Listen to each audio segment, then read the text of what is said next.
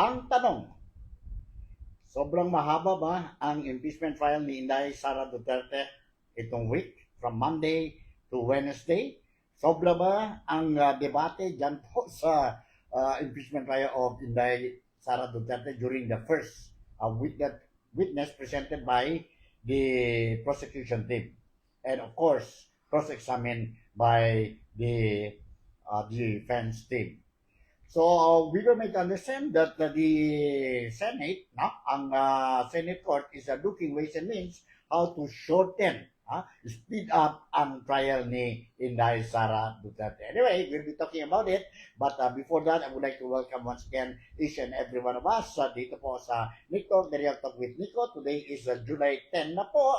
And it's a Friday. Thanks God, it's a Friday. Kumusta kayo? Kumusta ang mga kaibigan, kapatid at kababayan ko po dito sa Malaysia, mga Filipinos po, and of course, ang mga Malaysian friends natin. Not only dyan po sa West Malaysia, but also particularly dito po sa Kota Kinabalu or sa East Malaysia or Sabah. And of course, ang Sarawak. So, to all our overseas Filipino workers din po who is watching itong Nico, The Real Talk with Nico regularly or religiously po, I would like to say once again, good morning, good afternoon, and good evening to all of you. Salamat pagi, salamat patang, and salamat malam sa inyong lahat po. And not to forget, ang mga kababayan, kapatid at kaibigan ko po dyan sa Pilipinas mismo. Kumusta kayo? How's life? Today is a Friday, and ingat lang tayo po dahil mayroon pa tayong itong not only sa impeachment na Inday, but mayroon tayo Inday, Super Typhoon Inday dyan po sa Pilipinas.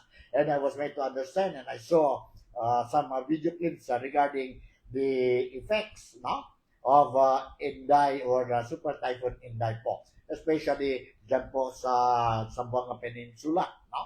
And nakita ko po na medyo alerto din ang mga tao dyan po sa Zamboanga City. For example, no, barangay captains are kept busy monitoring ang mga riverbanks nila po, no?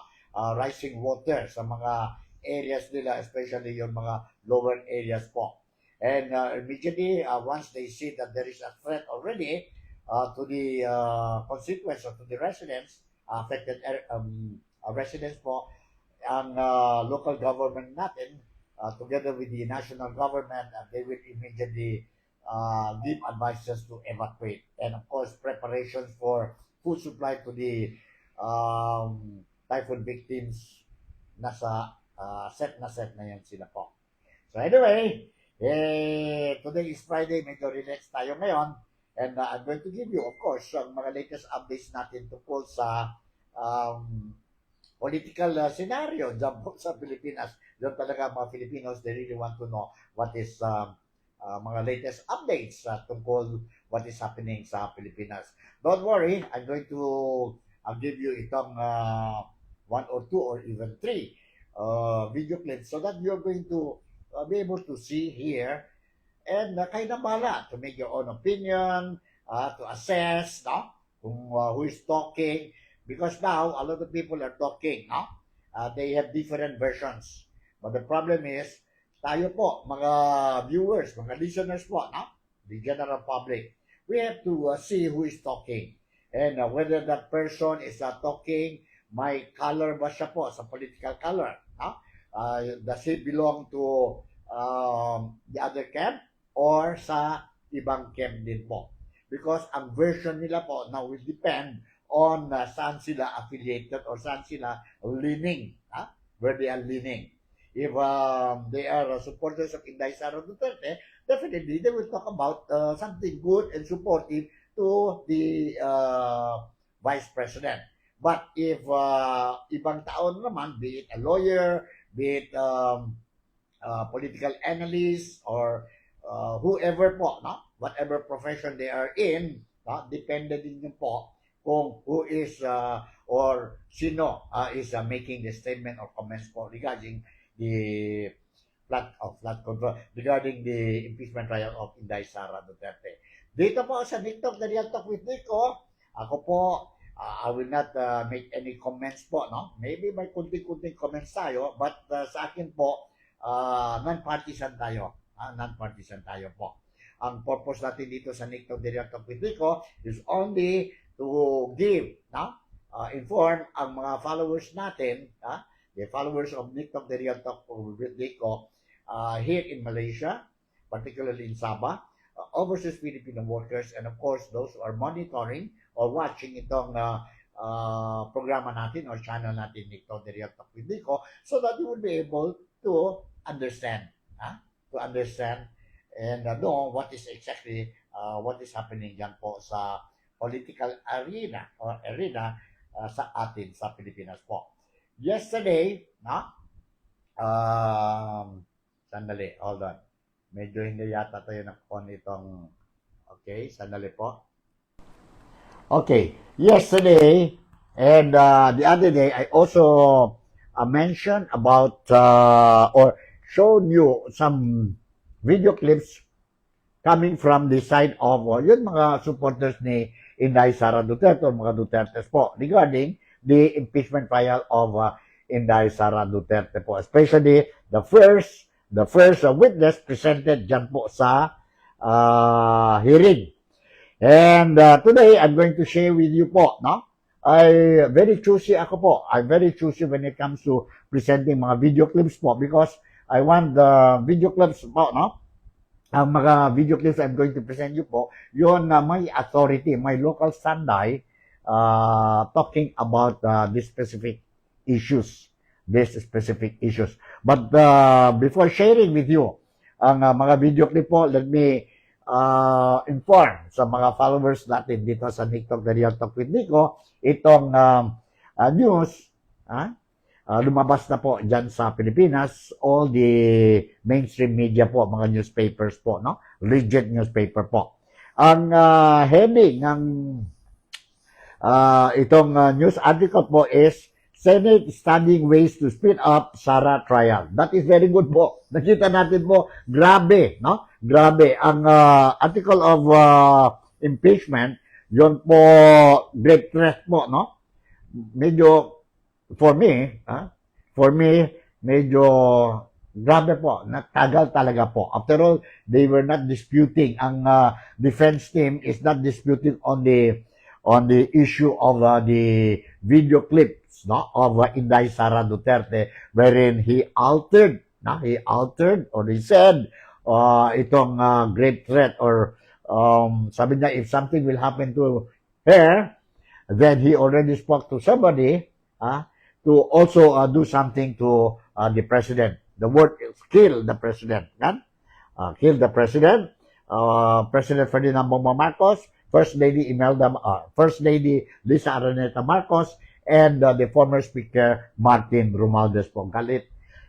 Because of that, he altered that statement because galit siya of what is happening on that very particular day, or he's not happy with how things are being managed by President Ferdinand Bongbong Marcos Jr.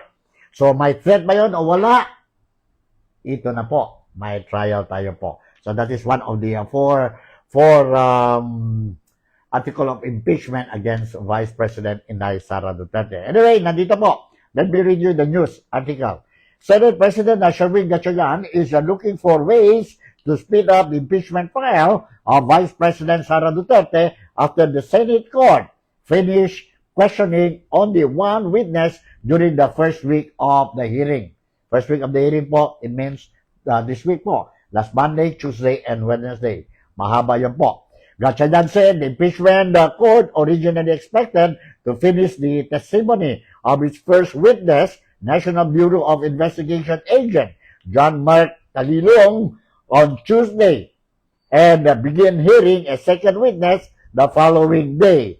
But lengthy debates, objections, and questioning stretched the proceeding. For 3 days, isa lang witness po. We are studying ways to shorten the impeachment proceedings.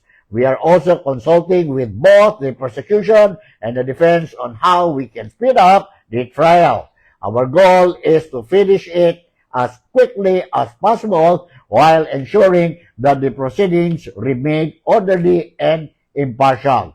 Gatchalian said in an interview kahapon yun po, dyan po sa Manila. So, maganda din yun po. If they can speed up, maganda yun po, no? Maganda yun po. And I hope they can speed up because forecast ng impeachment trial of Inday Sara Duterte, it will take 3-4 months, no? Siguro hanggang September or October po. And remember, ang mga senator judges natin po, yes, they are in the impeachment court, but they also have to play as lawmakers, senators po. They have to pass bills, make laws, and so forth and so on. No? So, let's see what will happen po. Let's see what will happen. On Monday, that will be July 13, mayroon na naman po for 3 days ang hearing and they will be presenting three witnesses po ang prosecution. I hope they can finish it on or before Wednesday po, no? The last day of the hearing for the week. So, as what I said earlier, I gave you ang mga reaction na coming from the camp of the Dutertes, no? Or supporters of Dutertes, or those who are against sa Marcos administration. And this time around po, I want to share with you a video clip, no? My authority talaga ito po because she's the lead counsel of the prosecution. I am referring to lead counsel Representative Garmil Luistro. No? She was interviewed by a very respectable interviewer or media personality po. I'm referring to Karen Davila.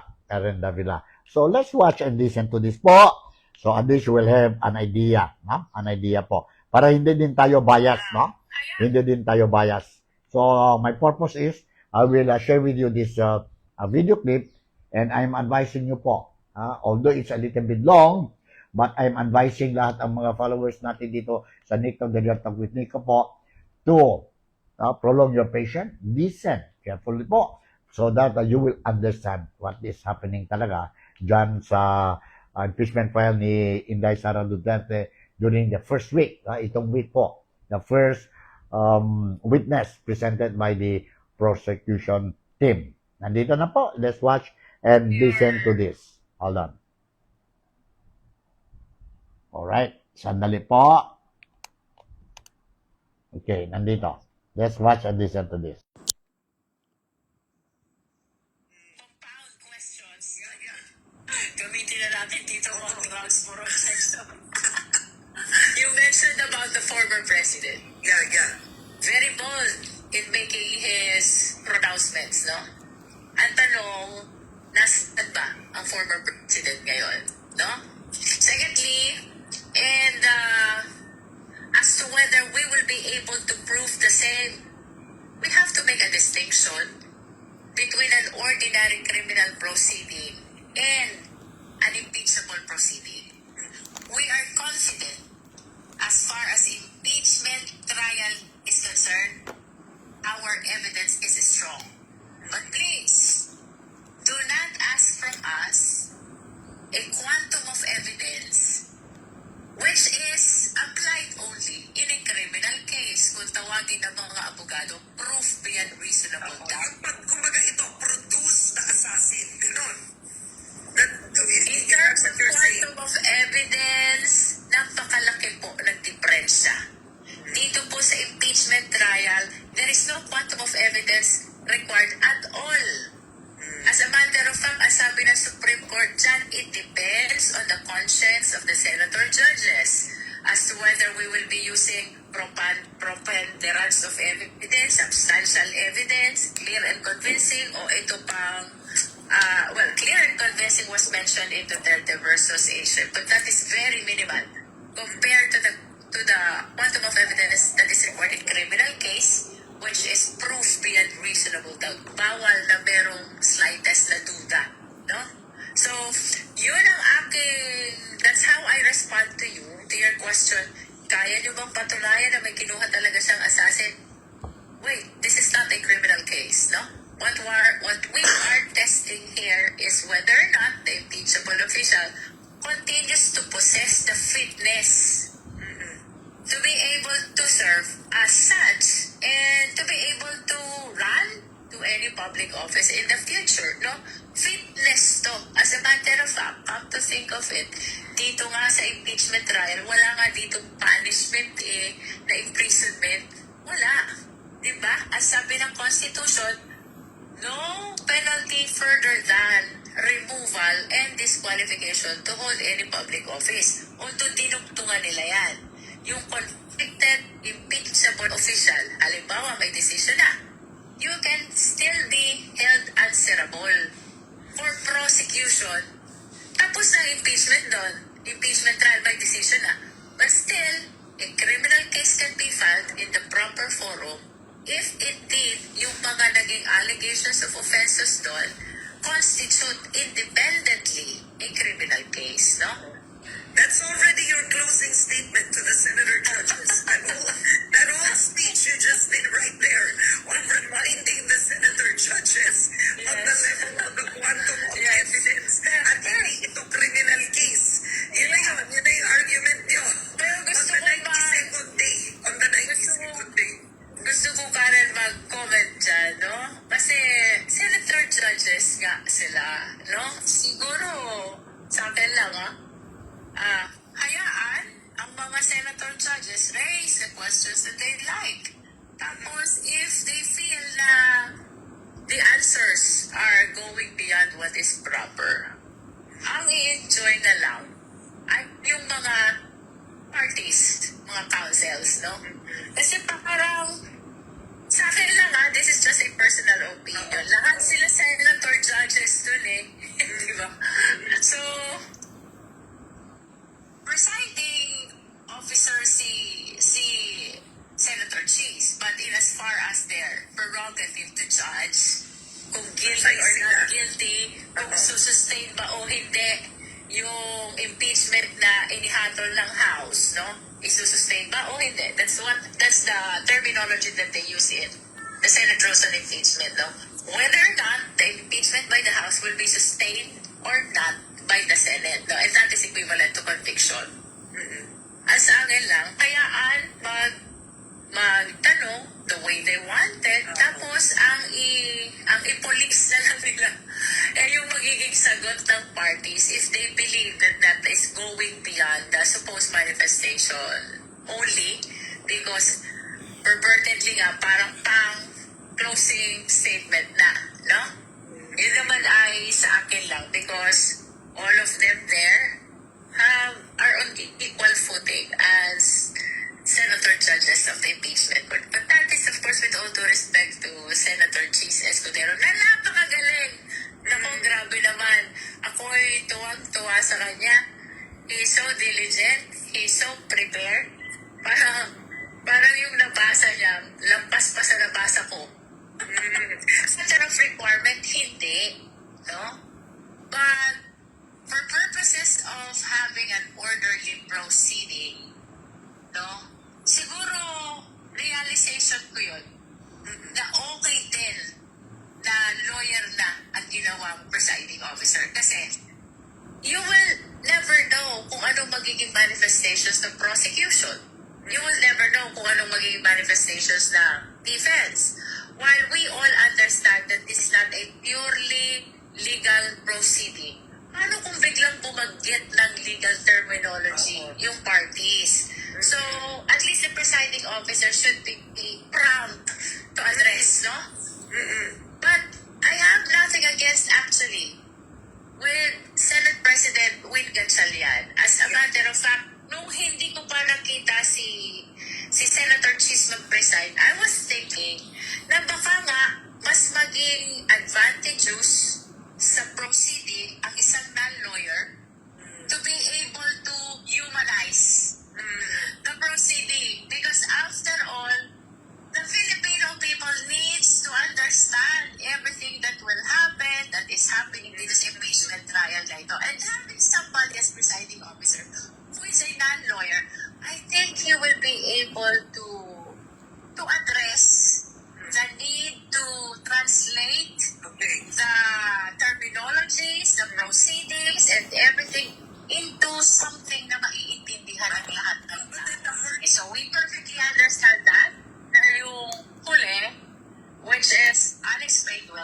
the one which the people are really looking forward to see, no? But nonetheless, let me explain. This confidential fund is so familiar to us. Okay. This bribery is so familiar to us. The same way that this threat is very familiar to us. Why? Kasi itong tatlong ito, no, I think except for threat. But for confidential fund and bribery, ito yung naging subject matter ng inquiry in aid of legislation ng good government and public accountability, no?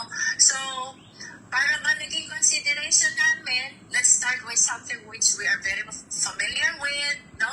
Yung unexplained wealth, we understand the gravity of the allegation and we wanted to feel the level of confidence na ready na kaming ilatag, no?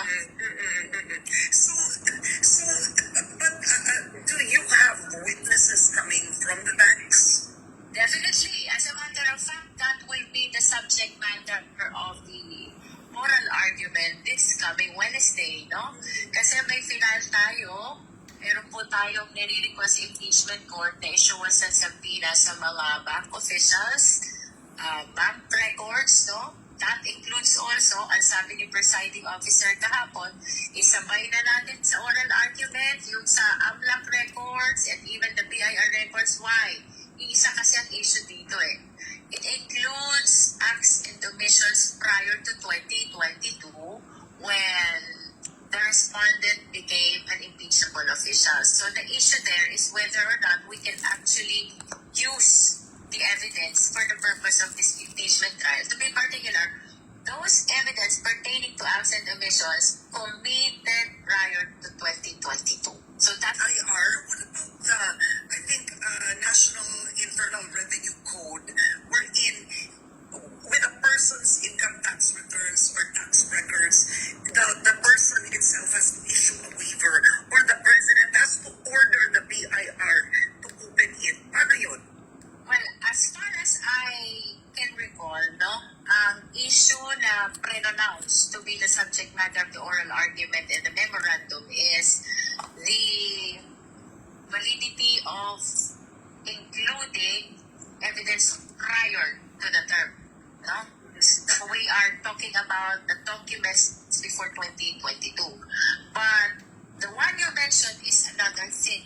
It's about confidentiality, no? Na kailangan muna ng waiver para ma-disclose yan sa court or sa any forum, no? But we already filed our request for the issuance of subpoena to BIR. We are anticipating na sasagot sila. At doon sa sagot nila, malalaman natin, Karen, magkukomply ba kami o hindi? At doon sa kanilang sagot na yon, they are supposed to support their position kung magkukomply ba sila o hindi. Perhaps makikita din natin doon if they are inclined to resort to the authority to be solicited from the executive, no, through the executive secretary, similar to what happened with the past impeachment cases. Her opening statement is similar to her affirmative defenses, no? In fact, kagaya nung naging concern ng mga senator judges about the manifestation of Attorney Legutan doon sa article on threat, yung manifestation ni Attorney Sheila, it can be appreciated also as a closing statement because it raises all the arguments on constitutionality, procedural, ano ba, which they are using. The Kuwa disallowance. Yeah. The Kuwa disallowance. It went on to the details of the articles. Ang ending nun, in raising all those constitutional issues and procedural issues, is to seek the outright dismissal of the articles of impeachment. That is, if we will go over their answer again, no? And I wish to share also, yung answer nila, almost the same dun sa answer nila sa Justice Committee. And almost the same dun sa kanilang petitions pending before the Supreme Court. So, apparently, no, para sa understanding ng ating mga kababayan, Karen, wala pa po tayo nakikitang responsive na sagot doon sa allegations mismo ng offenses. Like for example, Akusasyon. yeah, Oo. number 1 doon sa threat. So, ang sasabihin nila, iba ang konteksto nun, no? Iba ang konteksto nun. Actually, they are supposed to expound or explain more than context, no? Eh, bakit ba talaga sinabi yun? Okay?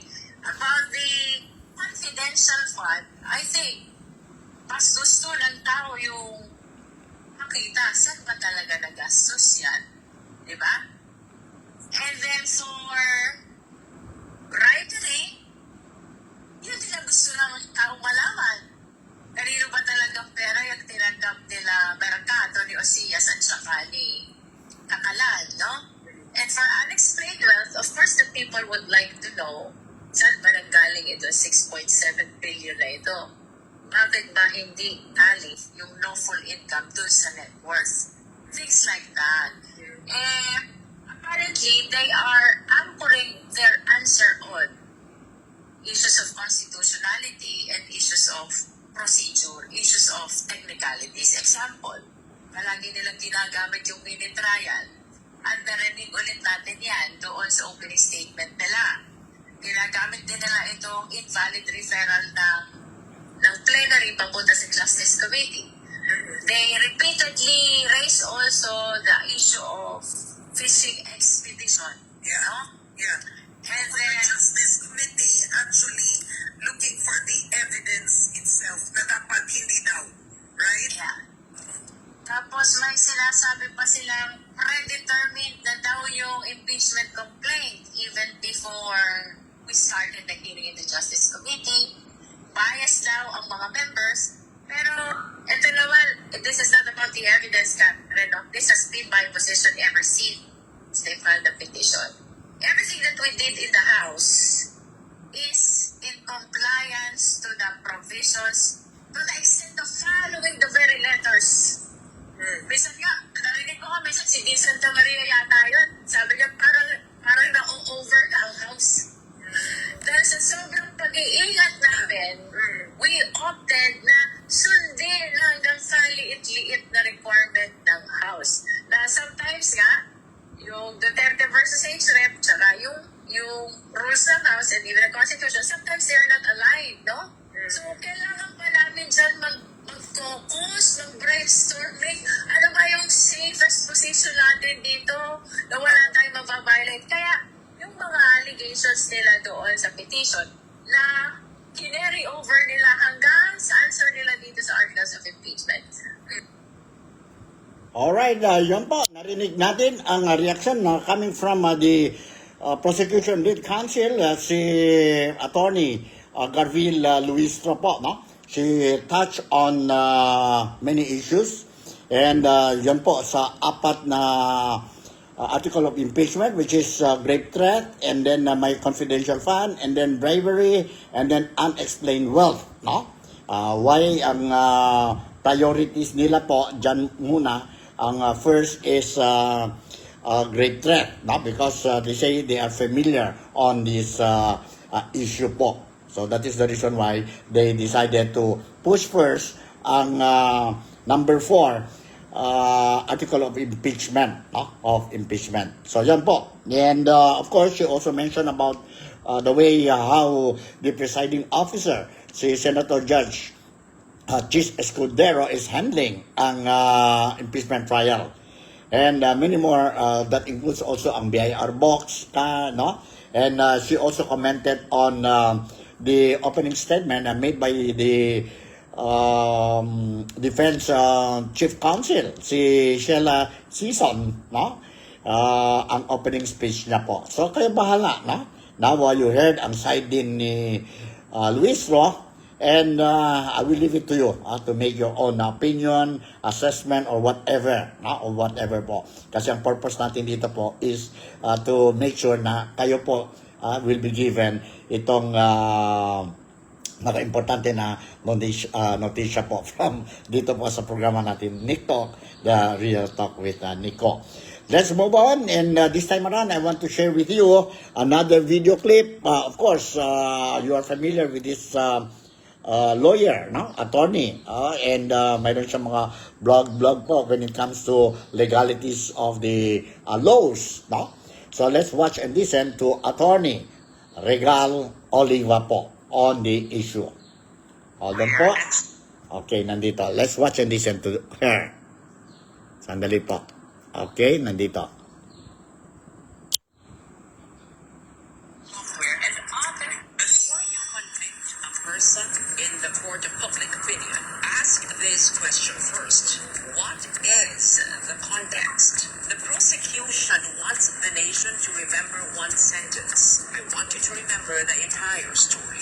Paulit-ulit nilang ipinakita ang now famous clip where Vice President Sara Duterte said, kapag pinatay ako, powerful, emotional, perfect for television. But inside the impeachment court, something very different happened. The prosecution's own witness, FBI Senior Agent John Mark Calilo, admitted something that many people may have overlooked. He had no personal knowledge that any assassin was ever hired. No personal knowledge that any order was ever carried out. No first-hand knowledge that any assassination plot actually existed. His testimony authenticated the video. It did not authenticate every conclusion people wanted to draw from it. At magkaiba ang dalawang iyon. That is not technicality. That is evidence law. Then came Attorney Carlo Joaquin Narvasa. No theatrics. Shouting, just questions. The kind of questions lawyers ask when they are testing whether evidence can actually survive cross-examination. His first target, the alleged victims. Nasaan ang affidavits? Did President Ferdinand Marcos Jr. execute a sworn statement saying he genuinely believed his life was in danger? Did First Lady Lisa Araneta Marcos? Did former Speaker Martin Romualdez? Because if the very people allegedly threatened did not execute sworn statement for the investigation, every lawyer naturally asks, ano ba talaga pinapatunayan natin dito? Then Narvasa turned to Agent Calilo himself. Let's talk about expertise. The witness testified that his digital forensics training came from Axcor Interventures Company. Now, why is that important? Because Axcor is publicly known primarily as a supplier of government ICT solutions, office equipment, investigative hardware and software, and other technology products. Hindi ito kilalang Forensic Science Academy. Hindi rin ito university specializing in digital evidence. So naturally, the defense asked, how extensive was the training? How long did it last? The answer, 2 weeks. 2 weeks of training from a government technology supplier. Now, I'm not saying a 2-week training has no value. Of course it has value. But when you're asking the Senate to remove the second highest elected official of the Republic, the impeachment court is entitled to ask whether that training is enough to give expert opinions carrying enormous constitutional consequences. That is not an insult. That is exactly what cross-examination is designed to do. Then another question surfaced. Where are the affidavits of the journalists who actually witnessed that November 23 press briefing? Because in law, primary sources matter. First-hand testimony matters. Credibility matters. Weight of evidence matters. Then the defense presented something the prosecution desperately wanted the public to forget: context. The portions of the briefing involving Undersecretary Zuleika Lopez showed the atmosphere surrounding those statements, her detention, her planned transfer, and the concerns being raised by the Vice President's camp. Whether you agree with those concerns or not is almost beside the point, because context is itself evidence. Sa batas, hindi pwedeng putol-putol ang katotohanan. You cannot isolate one sentence, ignore everything that happened before it, and then ask the public to convict. Excellent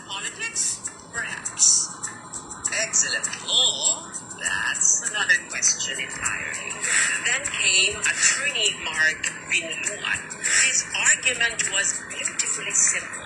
The prosecution had proven that a video exists, but it had not proven that an assassination conspiracy actually existed. And without that proof, the constitutional threshold for impeachment becomes a much steeper mountain to climb. Whether you support Vice President Sara Duterte or oppose her is completely irrelevant to this legal question, because the law does not ask, who do you like? The law asks, what can you prove? The burden never shifts. The defense never has to prove innocence. The prosecution must prove guilt, not through edited clips, not through political narratives, not through assumptions.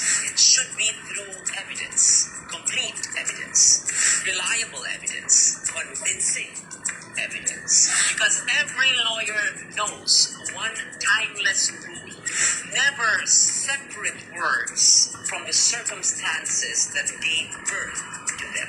Sometimes the greatest injustice is not the statement itself. Sometimes the greatest injustice is allowing context to become the first casualty. And when context dies, justice usually dies with it. Another Alright, yun po, narinig natin si Attorney Regal Oliva on the issue po. And of course, it's up to you, no? That is her reaction, and it's up to you po to make your own assessment, opinion, or whatever po, no? At least you heard, no? You also heard from other people po when it comes to itong issue na ito po ng impeachment trial ni Inday Sara Duterte. So let's wait until next week, Monday. Monday, mayroon na naman po. Monday, Tuesday, and Wednesday, we will see again the, sabihin natin, continuation of the impeachment trial of Inday Sara Duterte. So, dito sa Nick Talk, the Real Talk with Nico, I'll make sure that I will monitor and I'll give you ang mga updates sa tungkol dyan po sa, sabihin natin, what is happening dyan po sa Senado sa impeachment trial of Inday Sara Duterte. We heard a lot of things, a mixed reaction coming from different corners, different sectors ng society dyan po sa Pilipinas regarding this issue. But let's wait. And we also heard about it is very difficult to convict si Inday Sara Duterte, or Vice President Inday Sara Duterte, because of the threshold, no? The 2/3. It means 2/3, it means 16, no? And if you look at the numbers now, remember this impeachment trial is not only based on evidences, no? Presented by the prosecution team, no? And rebutted by the defense team, no? Remember, this is a political maneuvering. And some people, again, I would like to inform you or to remind you, some people, they're saying this is a demolition job from the other camp of Duterte, no? They want to destroy the image, the character, the reputation of Inday Sara Duterte because of the upcoming 2028 presidential election. But for me, if you're going to ask me kung how I look at the situation, itong impeachment trial po, for me, honestly speaking, I hope I'm wrong, no? I hope I'm wrong. I look at it as if it's a diversional technique, no? Because what the Filipino wants now is more on the sabihin natin flood control project scandal, no? So, ngayon, ang gobyerno, nag-focus sila po sa impeachment to divert ang attention ng mga tao. No? And of course, that is entertaining. And it will be a long period of entertainment. Think about it. During the time of former president, the late President Ferdinand Marcos Sr. po, when he was having a problem already po, what they did is to do something like itong to divert the attention of the people, of the Filipinos po. They did entertainment strategy. And what was the entertainment strategy? Remember, during those days of Marcos Sr., they use itong they allowed mga movies, no? Free movies sa mga barangays, and of course, even pornographic videos, no? So at least may entertainment ang mga tao po, no? To divert ang attention nila, the real problem kay Marcos Sr. And this time around, the son, Marcos Jr., what is doing now is also to divert, they will push itong impeachment trial po, no? And thinking that this impeachment trial will be a long trial po, so at least ang mga tao po will focus their attention dyan po sa impeachment trial, and hoping that the flood control project po will be temporarily or permanently forgotten. But this is not happening. Every now and then, especially, siguro timing ito po, no? Whether we like it or not, we have been experiencing this for the past few decades already. Philippines will experience typhoon, be it a mild typhoon or super typhoon po, during towards the end of the year. And ganito po ngayon, every time mayroon tayong flash flood or typhoon po, it will remind always ang mga Filipinos about the flood control projects. And I, for one, I would like to urge each and every one of us who is watching itong programa ko, Nick Talk, the Real Talk with Nico, please do not forget the flood control scandal. What we want to see is people who are involved dyan po sa flood control projects, they must be put behind bars, and restitution must be there. Whatever money they stole from us, mga taxpayers, we want that it will be returned to us po. No? Ang dami na po. Why? What happened? Bakit nauna ang impeachment o nauna ang arrest warrant ni Marcoleta, ni Jinggoy? While in fact, if we go back to when it started, no, dyan po sa flood control projects po, ang daming mga tao po, no, already mentioned sa flood control project scan, no?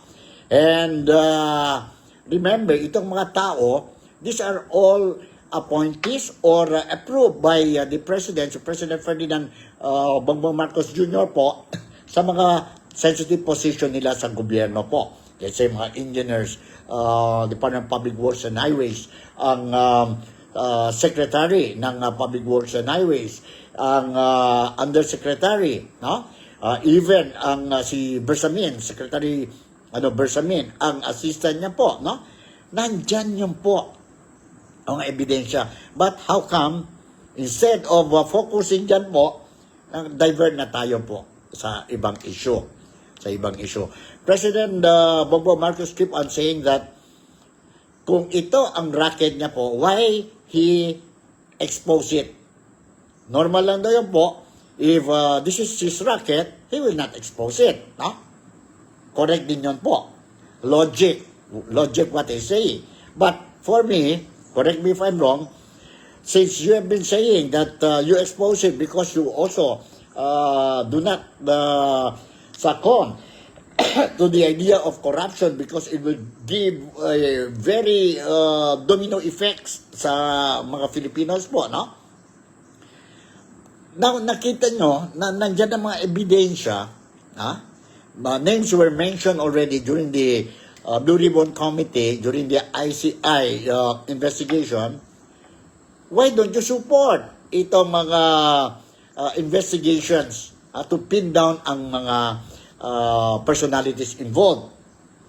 Kung talaga you're saying na this is not my racket and I am the one who exposed this and I want to see that those people are involved sa corruption po will be punished. Nandyan na po eh. Nandyan na po. And what we see now is most of these individuals or names mentioned po, they became state witness. They became state witness po. And those who are very vocal, he or they were put inside or put behind bars. Tama ba yun o hindi? Diyon na po. No? Kayo na bahala. This is my own personal opinion and I hope I'm wrong. Alright, before I'm going to end itong programa natin for today, Friday, July 10, I just want to pass a message po dito when we talk about Filipinos in Sabah. Okay? Filipinos in Sabah. I just want to highlight itong, sabihin natin, issue ngayon which the Filipinos here have been crying, no? Crying or complaining po about what is happening sa Filipinos dito. We don't have, at the moment, we don't have ferry to pick up ang mga deportees dito sa Sabah. In fact, I've been reporting for since the past few months po, the number of deportees detained at the temporary detention center dito po sa Sabah. Now, we have, I think, 5 temporary depot or detention center. In Sabah po is getting crowded po. Why? Because wala po tayong ferry. Before we have that ferry, Allison Shipping Line is ang isang barko nila po has been appointed and given special permit to play the route between Zamboanga City to Sandakan, mainly or ang purpose nila po is ang priority purpose nila is to pick up ang mga deportees po. But because of the January incident dyan po sa Basilan, sinking of one of the vessels ng Allison, so there was an investigation and the government in the Philippines decided to suspend the operation of Allison. Until now po, wala pa rin po. So nahirapan tayo. But anyway, mayroon tayong mga sabihin natin new roads, ferry operators applying the road between Lada to Bongao. Unfortunately po, hindi ito regular, no? And may mga complaint dito mga Filipino po, itong Auralis 8 operation po, they announced the other day that it is temporarily suspended starting July 5 hanggang for 10 days ito. So 5, it means hanggang July 15 because they have to do some amendments or renewal of their vessels operational permits both in the Philippines and dito po sa Malaysia. But the problem is, ang mga Filipinos are complaining, especially those who already purchased the ferry tickets po, no?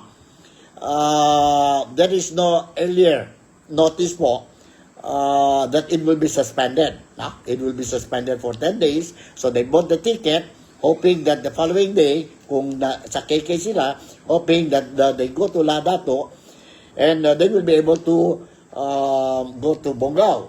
But unfortunately po, without enough notice po, no? This is what happened po. So they have to wait again. No? Wait, yun ang problema yan po ng Filipinos ngayon po. Hope that the government in Philippines as well as the government in Sabah will do something po. Itong sa operation ng ferry service, our rule is 8, no? So that kawawa mga tao po who already purchased ang ticket nila. Some they purchase it because they have to attend mga meetings ba or important appointments in the Philippines, but because of the absence of enough notice for the suspension of the trip, this is what happened. And because of this, many Filipinos in Sabah are also asking that the private sector, be it government or the private sector po, should also consider dyan po sa Pilipinas kung pwede po they operate maskin flights, no? Not necessarily from Zamboanga City to Sandakan, kung pwede din po Bongao to Lahadato, small craft lang yan po. When we talk about fare, airfare po, I don't think so po the mga Filipinos dito po will complain if they charge, let's say, for a single trip, no? From Ladato to Bongao, if they will be paying 450, that's a ferry fare po, or even 500, the Filipinos po are more than willing to pay that, no? And passenger load, I don't think so that will be a problem kasi marami din mga Filipinos po, no? Who's doing business dito sa Sabah, ay marami din those overseas Filipino workers po, they also want to go for holiday po, no? So I think the load factor is not a problem. Ang problema lang niya po, sino yon company, operator dyan po sa Pilipinas or even dito sa Malaysia po, is more than willing to open up this road, no? Air flight between Bonggao to Ladato or vice versa, or even Zamboanga to Sandakan po. That is the problem that we are facing ngayon po. I hope they will solve this problem. So, siguro hanggang dito na lang ang programa natin. Si April Montenegro, I would like to say good morning to you, April. Thank you very much for watching. And ingat kayo po. Ingat din ang pamilya mo, mga anak mo, and God bless all of you po. So with this, si Nico Fabian once again would like to say thank you very much for making me a part of your day today. Hidup Malaysia, Sababole, mabuhay ang Pilipinas, God bless the world. I'll see you in my next episode. Bye. I love you. You take care. And ingat.